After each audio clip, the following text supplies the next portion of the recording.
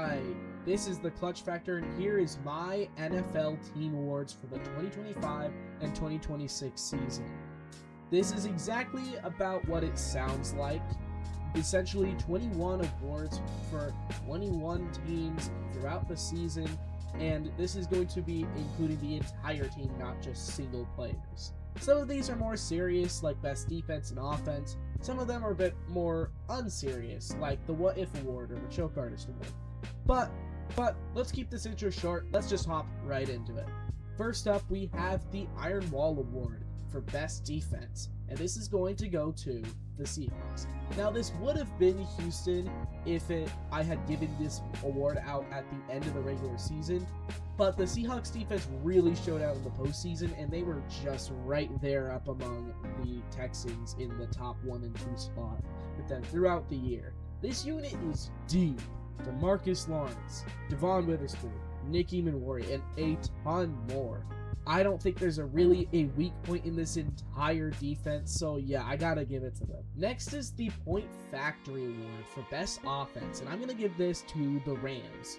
See, I was close to putting the Patriots here, but I feel like the Rams are a bit more star-studded, especially with MVP Stafford, Puka Nacua, Devontae Adams, Kyren Williams, and Blake Corum with a two-headed monster this year, which I thought was a pleasant surprise, and Sean McVay leading it all, who is one of the best minds in the entire NFL. They produced insane catches, blowouts throughout the year, and they even put 27 points on Seattle in the NFC Championship. Even 38 back in Week 16, and they still lost both of those games, but the offense was insane both times, so I gotta give it to them. Then you have the Tale of Two Units Award, which goes to the team with the biggest difference between one side of the ball and the other, and this really can't go to any other team besides the Browns. You've got the defense with Myles Garrett as the Defensive Player of the Year 2 times, by the way, and the NFL single-season sack record holder, Carson Schwessinger, on Defensive Rookie of the Year. Their secondary is also very solid. They've been one of the best defenses all decade consistently. And then you got the offense, who cycled through 3 quarterbacks. Somehow 2 of them are Pro Bowls, even though both of them did not deserve it in the slightest. No wide receivers that are very good. No run game. If they win, it's by the defense and the defense alone. The point totals on their wins are abysmally low, and I just think that's really, really funny. For fall off of the year, there are really 2 teams that I think really should have won this. The Buccaneers came very close after starting 6-2. Baker Mayfield looked like an MVP, and I actually predicted them to win the Super Bowl for a little bit. And then they really sucked after that, going 3-6 and eventually losing their playoff spot to the Panthers and missing out for the first time in years. But it is not as bad as the Indianapolis Colts fall off. They started 7-1. Daniel Jones showed out. Jonathan Taylor was putting up MVP numbers. They were insanely clutch, insane plays, big wins against divisional rivals. And then Daniel Jones tore his ACL, and they went 1-8 for the rest of the year. They even had to resort to Phillip Rivers to give them just a little bit of hope, but it didn't work. Like, Colts fans, are you okay? Like, this is almost as bad as the 2024-2025 Eagles. I find it insane how I thought the Colts and the Buccaneers being in the Super Bowl being, like, feasible in, like, October, but now that just seems like so long ago. Now we head to the comeback of the year, the complete opposite of the fall off, and I've got to get this to the Texans. This team started 0-3. They looked buns, absolutely awful. Then they went 12-2 to finish 12-5 and get the number 5 seed in the AFC. The defense was incredible. One of the best I've ever seen. They sacked Josh Allen 8 times in one game, and they were looking unstoppable. They even mounted a giant comeback on the Jaguars, who went on to be a much stronger contender overall. And they even got a playoff win versus the Steelers against Aaron Rodgers. Now, it's not the biggest accomplishment at this point because Aaron Rodgers is an old man at this point, but they were still insanely good. Looking toward the future, I think QB play actually held them back. So it'll be interesting to see if they want to keep CJ Stroud or if they want to test someone else out. The "You Were Right There" award goes to the Ravens because they just barely missed out on a playoff spot, a home playoff spot on top of all that. They had so many opportunities to be able to get a win on the Steelers to gain the lead in the division, but they just refused to do anything. Don't get me wrong, Lamar Jackson did get injured, but it doesn't excuse the big losses to divisional rivals when they still had him, especially in Pittsburgh in Week 18, that put them back on the plane home. By the way, as a Bills fan that has experienced wide right, I feel your pain on that last game. That was brutal. Then you have the Steelers winning the Luck Award.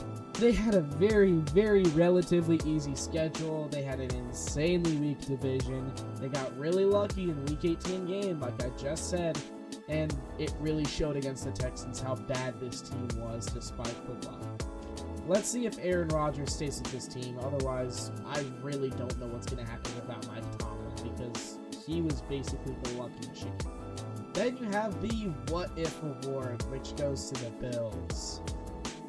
Now, let me crash out really quick because this has been boiling in my soul for quite a long time.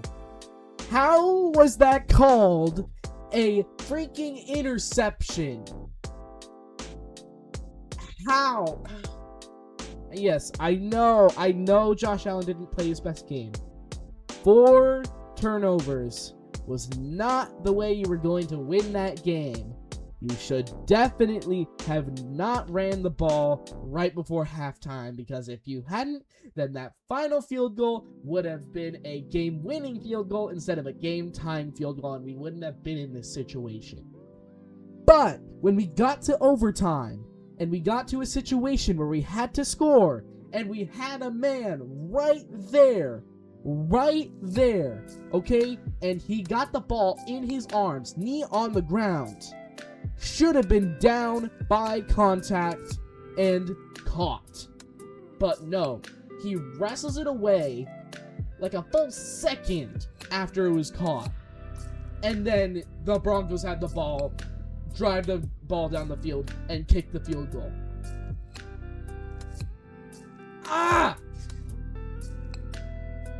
It's been rough. It has been rough for me these past few days because it's like, Josh Allen's a choke artist still. He played horrible, and he did. But we should have won that game. Gosh dang it. I truly believe that if that call hadn't been made the way it had, the Bills would have been in the Super Bowl. Would they beat Seattle? Probably not. I'm going to be honest there. But they had beaten the Patriots at New England plenty of times before that, and they were able to play in the cold. They would have easily beat the Patriots. They did not play well that game. And I feel like the Super Bowl would have been way, way more entertaining with the Bills in there instead of the Patriots, because they were not ready for that. And speak of the devil, we have the Broncos winning the Clutch Award. Now, that one game in the AFC Divisional, that was pretty luck-based. But all the rest of their comebacks were 100% them. How'd they pull this off, honestly? They were 11-13 against the Jets, barely escaping New Jersey. And they still made the AFC Championship game. The Clutch was insane.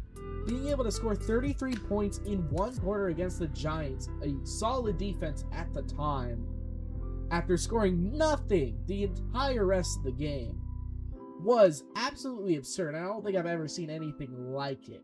Luck ran out with Bo Nix, and he got injured in the AFC Divisional against the Bills, but I honestly believe, yes, this is another what if, Bo Nix would have put up a better fight versus the Seahawks and would have made the Super Bowl if he hadn't gotten injured. And I know that's a very ice-cold take because the Patriots did not play well at all.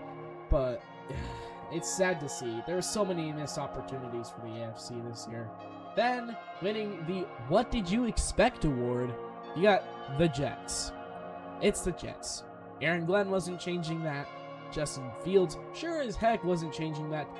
Just swap teams at this point. I wouldn't even be mad if you bandwagon over to the Chiefs even. Just get out of New Jersey, please. For your own mental health. You're just never winning or even just going to the playoffs until Woody Johnson is in a retirement home. It's so sad, dude. You ruined your one shot at rebuilding with Zach Wilson. I will stand by that opinion, by the way. And it's just never going to happen again. Trust me. Then, with the Optimist Award, we have the Panthers. You know, the season ended pretty badly against the Rams very late in the game. Very avoidable loss there. But you won the NFC South. You got a home game. Bryce Young looks solid. Tech got Offensive Rookie of the Year. David Canales seems like the right move for this franchise. The sky is the limit for this team, honestly, and I can't wait to see where they go, because the Panthers, whenever they're good, the NFL is really, really fun to watch. For the Mighty Fall Award, I've got none other than the Chiefs. They probably had one of the biggest switch-ups from one season to the next in probably all of NFL history. They went from one of the few teams to almost get a legitimate undefeated Super Bowl win since the 72 Dolphins, and we're going into the postseason with only one real loss to the Bills, who they always lose to in the regular season. They went all the way to the Super Bowl and they got clobbered by the Eagles, going down 34-0. And they did get 50 points, but they really hadn't been the same since. They were still good, and Patrick Mahomes probably had a better eye test season this year than he did last year. He really didn't look that great last year, but they just weren't winning games. And in the game that they really had to win to keep themselves in playoff contention, despite not having their fate in their hands, Patrick Mahomes tore his ACL, and I really don't know where this team is going now that Travis Kelce is retiring. Andy Reid isn't getting any younger, and Patrick Mahomes' health is severely in question. They could be going to get Tyreek Hill by the time this video posts, but we'll just have to see, and we'll see if they can come back from this. Please, no. Then we have the Where Was That All Season award, which is going to go to the Falcons, obviously. Now, this team looked garbage. Michael Penix Jr. was not the answer. Kirk Cousins was not able to back him up at all. The offense was looking very bad aside from Bijan Robinson, who I think is honestly a top 2 running back in the entire league right now. Until they got eliminated from the playoffs, they locked in. They got wins over the Bills and Rams and still had no shot at making the playoffs. I still struggle to understand how that was possible. Bijan Robinson, again, is insanely good. James Pierce Jr., I feel like, was an incredible sleeper pick for Defensive Rookie of the Year, and we'll have to see how they do compared to the Panthers and Buccaneers and see if they could maybe even win the division for the first time since Matt Ryan was on the team, which would be quite interesting, honestly. Then with the Cakewalk of the Year award. Now say it with me, the team winning this award is the Patriots. They had no right to be in the Super Bowl at all. Don't get me wrong, they were great, but that was it. I mean, 2 coaching awards, really? Vrabel 100% deserved Coach of the Year, but Josh McDaniels for Assistant Coach of the Year? Are we for real? They had a top 3 easiest regular season strength of schedule. Then they had the postseason, which they went up against the Chargers, who had both of their star offensive linemen completely out of the game, and they refused to kick the ball, so easy win there. Then they went up against the Texans, and CJ Stroud had one of the worst games by a quarterback in NFL playoff history. Then they went up against the Broncos, who didn't even have their starting quarterback. That is the easiest walk to the Super Bowl that I've ever seen in my life, and it's not even close. at all. And it really showed against the Seahawks because they got absolutely clapped by them. It was kind of sweet seeing it as a Bills fan, but also it was kind of depressing because, like, I feel like 5 of the AFC teams would have put up bigger fights in their full forms than the Patriots did against the Seahawks. It was disappointing. Then we have the Path of Pain Award, which is going to go to the Giants. This season was brutal. The vibes were really high, especially with Jackson Dart and Cam Scatterbo looking like they were having the time of their lives, and then the strength of schedule happened, and that was before all that, but still, they had one of the strongest of the entire league, despite being a bottom 3 team last year, which made no sense. The injuries they suffered were very, very disheartening. First Malik Neighbors, then Scatterbo, and Jackson Dart had concussions all around the year.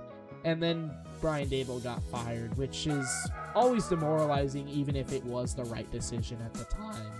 And I think there is still a lot of optimism for next year, especially with John Harbaugh coming to the team, and those guys on injury, like Malik Neighbors and Scatterbo, should be coming back, and who knows? The NFC East looks like it's going to be a pretty weak division next year. Then with the Vengeance Award, we have the Seahawks, and they really put out a clinic in revenge. Late into the season, they got an overtime comeback win versus the Rams. In the postseason, they went up and beat the 49ers, absolutely annihilated them, got a narrow win again over the Rams at home in the NFC Championship game, and then avenged their trauma against the Patriots from the Malcolm Butler incident a whole decade ago. Even Sam Darnold got in on it because he proved that he is possibly a top 10 quarterback in the entire league, and he really didn't have to do a ton. He just had to let Offensive Player of the Year JSN just work his magic and Mike McDonald tell him what plays to use. He wasn't a superhero, but they didn't really need one. Honestly, this couldn't have been a better season for Seattle. I don't think there's a single scenario that could have been better for them. And I'm happy for them. They deserved it after what happened in 2014. Then we have the Wasted Potential of the Year award, which is going to go to the Bengals. And honestly, it's kind of the case for the last 3 years.